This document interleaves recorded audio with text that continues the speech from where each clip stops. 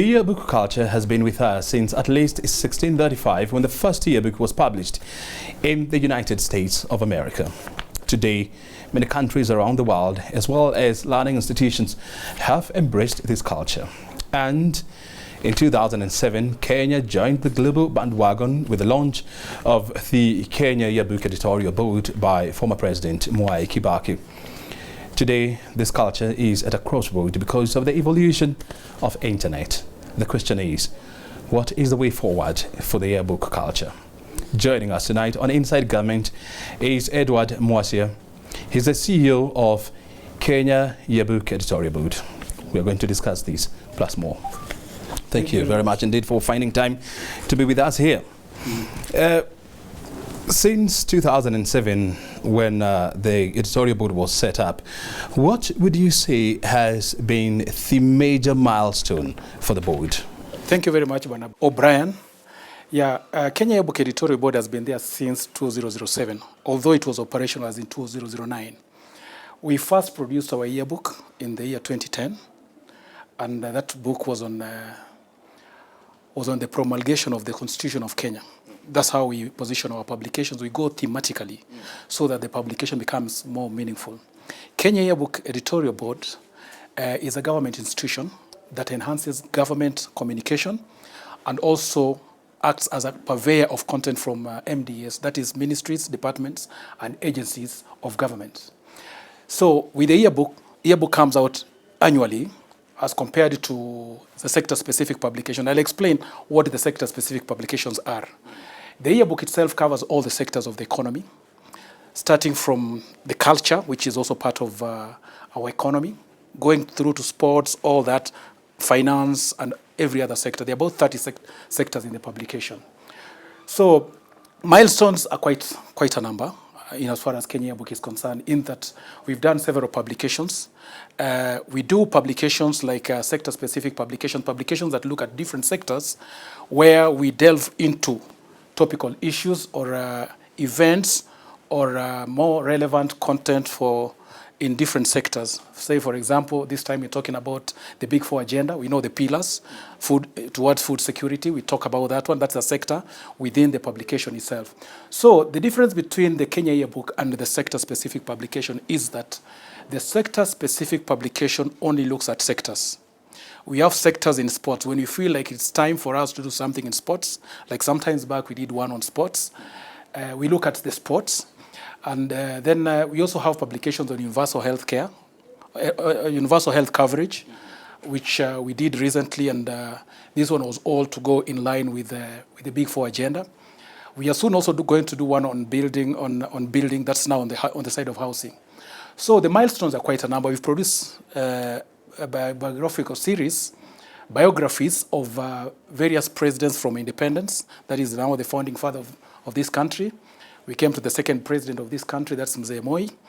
And then we are currently in the process of finalizing the one of Kibaki cabinets.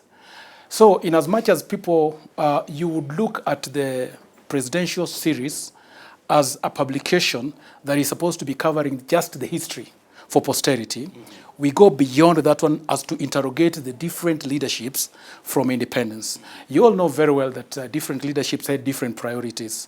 A good example, at independence, we were looking at how Kenyans would be brought together after gaining independence. Yeah. And then we came to President Moi's term, which was about 24 years, where there was a lot that was done, including experimentations of various ideas, trying different things, and you all know very well what happened during Moi's time, different activities in terms of the Nyayo buses, the school milks, and all that. There are quite a number of things that happened, including the Pioneer car. So I would say, generally looking at it as a publisher, there was a lot of experimentation during Moi's time, which I believe was very critical during that time, because once something has been experimented on, this one is to the advantage of the person who takes over from there. So when President Kibaki came on board, you saw what actually he had to focus on. So every other presidential era or regime looks at different priorities. And all those priorities are also combined with the information. You go look at the information that addresses that, because you have to focus on what you think is priority at that point in time. This time you're looking at the Big Four agenda, for example. We have publications on that. Yeah. There's a lot of achievement that the institution has realized in terms of growth, in terms of coming up with very strategic publications that talk to Mwananchi straight and address certain issues, as opposed to just documentation of publications for historical purposes or for just archiving. And as we do this work, there's a lot that you also learn from other institutions. A publishing institution sort of pegs or works very closely with other institutions. Like in Kenya now, for example, under the ministries, we get a lot from various ministries, because even those ministries as they also compile their own publications. So what the Kenya Yearbook does is that over the time, what we realized that our role will not just be compiling publications just to keep them in there, but also coming up with very strategic and meaningful publications that talk to Mwananchi straight away. So now with the era of internet, I'm sure you talked about that one, you asked a question whether we have a life in this era of internet. Before we go there, because that's a whole topic we shall be discussing in this broadcast. You know, if you are to look behind me, there's an array and assortment of various books, you know, from Kenyatta Cabinet, Drama, Intrigue and Triumph, to a very interesting one here, which I would prefer to go through, you know, Kenya through the lens of golf. Yes. And of course, Moi Cabinet, 24 years of Nyayo era. The question is, who reads all these books? These publications are read by Mwananchi, and even from local to international community, people do read these publications. So what we've done is that all these publications, they are on the online platform. But again, one thing you must realize that when content is put on the online platform, there is a style you adapt for that. You don't just put everything onto the online platform. Okay, initially we started working with the publications, putting them online the way they are. But we also realized after some time, on the online platform, there's a lot of flexibility, because you can also introduce videos, as opposed to having still publications, still images on a publication. You can also have audios on the online platform. So we are in the process of developing that medium in that direction, because it sort of makes the publication more interactive. I think the key thing here is its interactivity. But the other thing, and I think this is something that people need to understand, there is a lot of hula-baloo about the online platform. So if you put all the content online without strategizing, without tweaking it for the online platform, I'm sure you would be wasting a lot of time in doing that.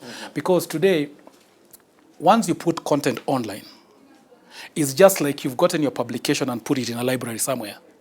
So people would hardly see it if you don't bring it out in the best way possible. So we sort of like enhance our communication and promotions through tweets.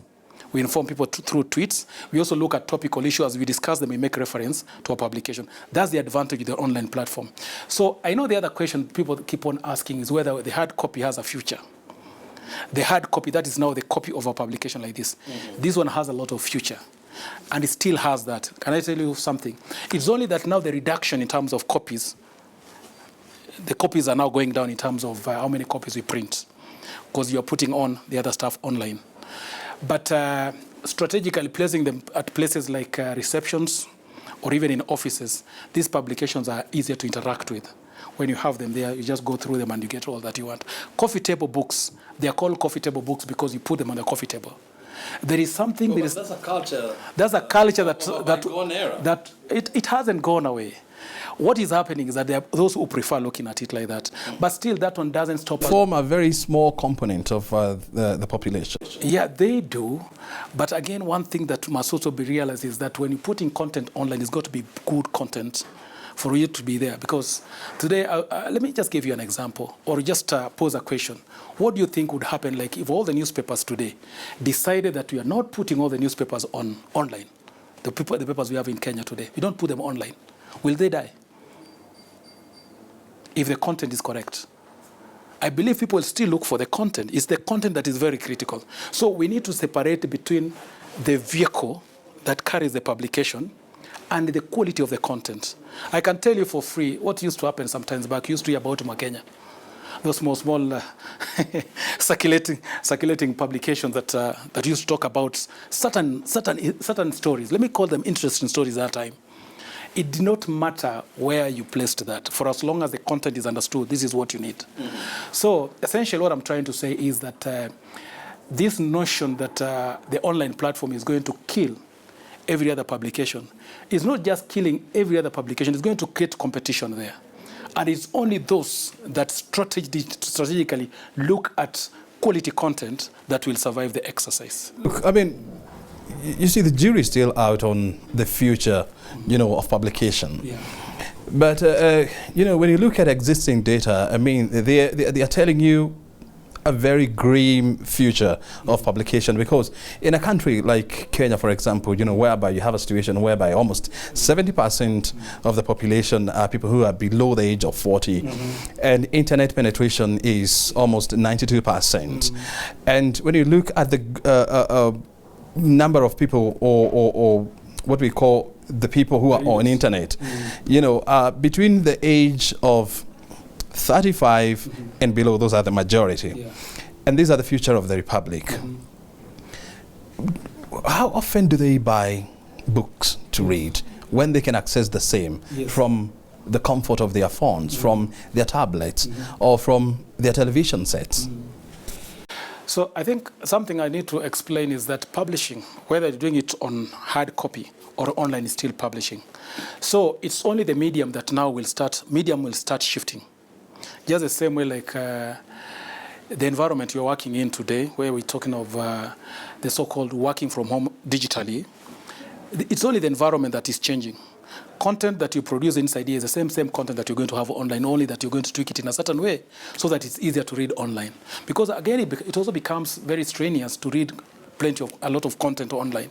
So the style has been that as opposed to just having content as in text on the screen, you could also have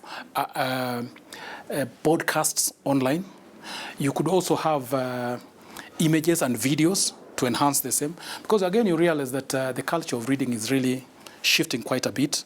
People don't seem to, and especially the younger generation, they don't seem to appreciate or like reading content the way we used to read it during our times when we were still very young. You get a whole page with the text and you read without complaining. Nowadays, people want to see something that will keep them busy. They want to see the interactivity. They want to interact with whoever did the content, at some point even send back all that. And again, online platform has a lot of advantage because you can do a search on that and you get that. We are not trying to disqualify, because Yearbook as an institution still has the future, because here we are talking about production of quality content, production of strategic content. If you're talking about something, whether you're doing it online or whether you're doing it on on paper, the most critical thing is how you tweak your conversation, because publications are supposed to be conversing. You're supposed to be building a narrative through the publications. And therefore, as you do that, it's very critical that you understand the people you're dealing with. That is a complete science by itself. So that now, regardless of which medium you're going to put it, it's very critical that you address certain issues. Because today, if you decide that you're just going to put any content online, content is very critical. I can tell you for free, that's what really matters. It's not text being put online. Yeah, it's content definition. The whole purpose of a yearbook is to capture, interesting moments as well as, sad moments as well. And this is all meant to tell a story for the people who are there today and the people who come in the future. How best are you doing this? In terms of communication, let me give you an example from, there's a publication we did on women trailblazers. This publication, for example, gives you what we call profiles, or a story about various women and their achievements, how they open doors for the generations that we are in. They are publications that inspire, that also give you example of life, what we call them case studies of people, individuals like the women now that we have in that publication. It's quite interesting how people received this publication. Because when content is properly positioned, you have stories of people. People relate to them. Especially the younger generation, you see successful people up there, but you don't know the journey these people traveled. You see, once you get to know the journey they traveled, you also appreciate that one time you'll be there. Those are inspiring material. Then again, at the same time, about leadership, starting from the beginning, from the time of the founding father of this country up to where we are today, you will see a certain sequence. You will see a certain pattern. It's like a relay. You know the way a relay you hand over to the next person. You do your bit and leave it to the next president. It's just like a building you are all constructing. One will come in to do the foundation. You can decide on who is going to do the foundation. Then you leave it at that point. Another person takes it over now to grow the house. Then after some time, it reaches somewhere at the ceiling. Like that up to roofing. But you see now, the issue of the concept of presidencies, they are also defined by the cabinets that they had. The roles those cabinet ministers played. And then also, it's a good lesson for Mwananchi because you also get to understand, and especially people in leadership, that whatever contribution the first leader ahead of you, that's your predecessor, made really matters so much. Because you are not going to start from scratch. We are now in the era where we are discussing politics. And it's also important for Mwananchi to know very well that there is a continuation from somewhere. A continuation from somewhere, starting from the cabinets, coming up to where we are today. There is an handing over like a relay. So it's very critical that you also appreciate the people who started.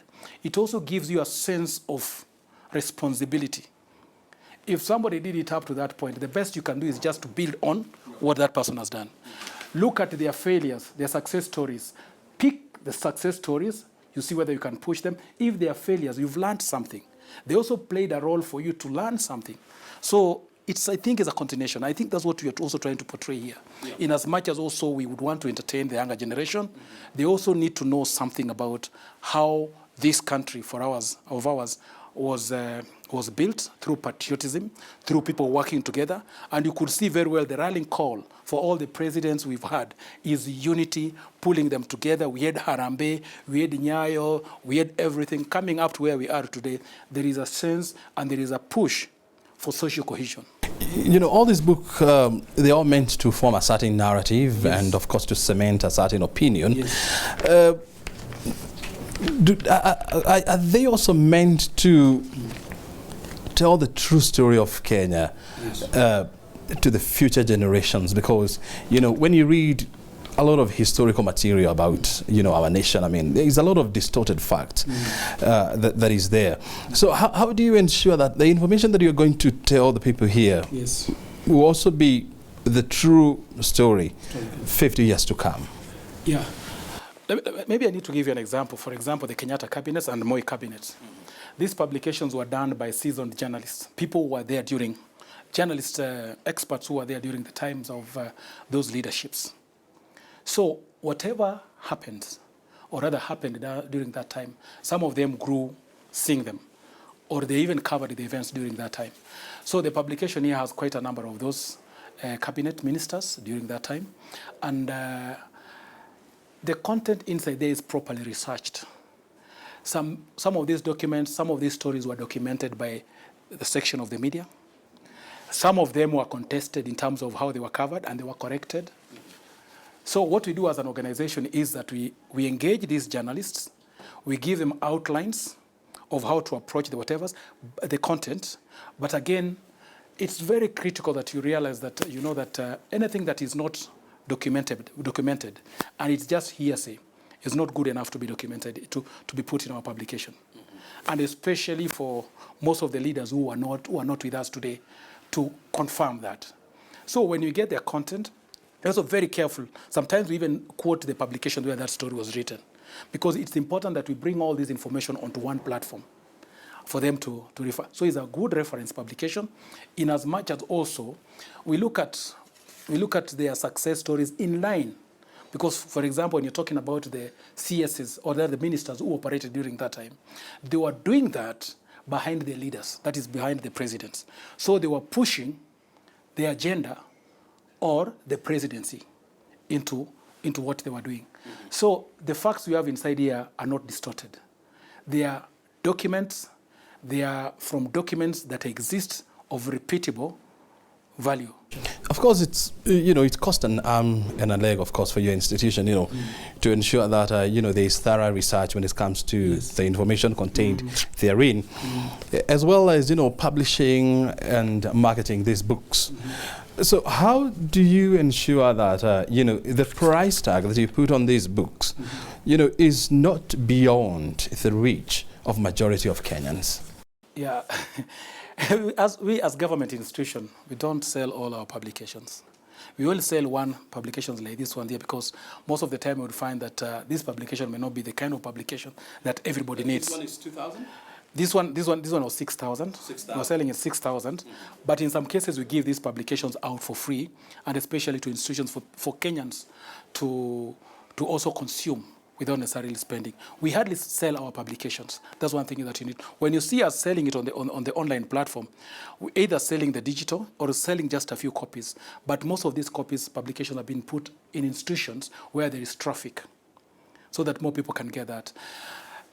Now, I know somebody would ask, why don't you sell the publications? I think my proposal would be we don't sell them. Because today, if I sold a publication to you, you'll go keep it in your house. It's only you yourself, and maybe not even your family, will be able to read that book. I'm just looking at this book here. Yes. This is a government key achievement, success stories of the Jubilee administration. Yes. Quite a lot in age. These are how many pages? Let's see. This is quite a heavy one. So you're talking about 196, 195 pages, purely documenting, the achievements of the Jubilee administration. From the construction of the SGR, to the expansion of our ports, airports, the rollout of the universal, healthcare. The question is this: why isn't this information available to the upcoming generation, to the young people, so that it can also form a narrative of how their country was developed? We have a few that we take to schools, not all the publications we take to schools, and especially the complex ones. We only take a few to certain institutions, even universities. We take them to universities. We also have publications that target them, because publications are targeted to a certain audience. You can't just take all the publications to whoever you want. Consumption at home would be fine. They'll read them at home. But in school now, I'm trying to imagine a scenario like you take this Kenyatta Cabinet's book to a primary school. What will they be reading inside here rather than doing the assignments? They'll be sitting somewhere doing the assignments. As a board, why is it hard, to have a conversation with the Ministry of Education so that the history that we are seeing here, can also be part of our curriculum, so that it can also form the basis of who we are as a nation, the milestone that we have covered, the journey, that we have seen, the pain that we have gone through. Yes, we have quite a number of publications in that line, and especially now the ones that which are done by the Kenya Literature Bureau, which actually which are targeted in that direction, such that now they talk to students in a way that this content is examinable. You can examine the students around that. Our publications are slightly on a higher level, and the content inside here is more or less generalized. It may not turn out to be in the exams the way exactly it's appearing inside here, but I get you. It's important that we also have this content there, but we also have institutions that do that. As we look at the bigger picture of enhancing government communication, because institutions carry different roles or have different roles that they do serve. So in our case, like now, for example, what we do is that we compile all these contents from different various institutions, also looking at thematic areas on how we can help government communicate, get content broken down in a way that Mwananchi can use that content to develop themselves. As we come to a close of our program tonight, how do you plan to inculcate a culture of readership in Kenya with all these material that you have? Yeah, so what we've done is that, and I think this is very critical. First and foremost, you understand your audience. What kind of audience are you dealing with? For example, if you're dealing with the younger generation, you know what really appeals to them. They want to see visuals. They want to do all this. And it's something that you can't change, but you have to give it to them in a certain style so that they get to read.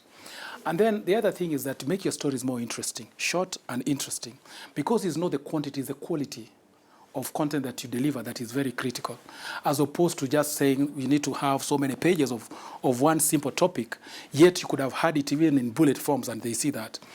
The younger generation have a culture, or they have a liking for content that is sort of, that has animations, that has sounds and all that. So we have to be very specific on what you're talking about, because even publishing online is still publication. When you're talking about hard copy, the hard copies also have their place. And now, in this era of fake news, I believe people will trust a hard copy more than the content they find online, because this one has some legitimacy. It has some level of trust on what you have. So always, I think it would be nice you start with the hard copy, even if you don't print so much. Position them wherever they're supposed to be positioned in terms of traffic and your audience, the audience that you're dealing with. And then these are the content you put online. So should you find that the content you have online is not properly done, you would want to go back to the hard copy to verify that. There is a future for both. For both. That is the bottom line.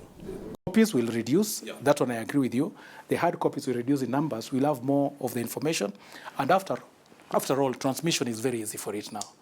We still find people downloading stuff from the screen and they print. That's true. Why are they doing that? Because it's easier to have something in your hand. Sometimes you read. When you want to just zero in on the areas, you can put your marks. If you're this person who likes putting marks on your publication, you can mark on that, but you can't mark online. I know somebody else again will argue it's possible to do that. It's only that I don't know. As I have told you, the future is very interesting. Let's see what comes along our way. Otherwise, thank you very much for finding time to be with us to help us understand your mandate. Thank you very much. Edward Mwasi is the CEO of Kenya Yearbook Editorial Board, joining us tonight on Inside Government to help us understand the mandate and the future of the yearbook. You have heard it from him. My name is O'Brien Kimani. Thank you very much for your time. We'll see you again on Thursday, same time. Have a good night.